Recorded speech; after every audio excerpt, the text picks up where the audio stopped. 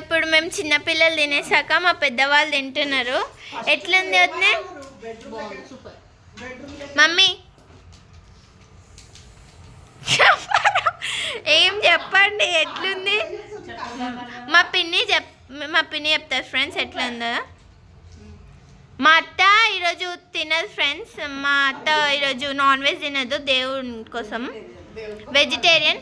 మా అత్తకు స్పెషల్ ఏమో పన్నీర్ కర్రీ ఇంకా బగారా రైస్ చేసినారు.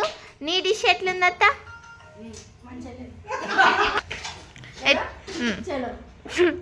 బాగుందంట ఫ్రెండ్స్. అయితే మా వదిన కూడా అందరు చూడండి, ఎవ్వరి ప్లేట్లలో ఒక్క మెతుకు కూడా లేదు, అందరు తినేసారు ఫ్రెండ్స్.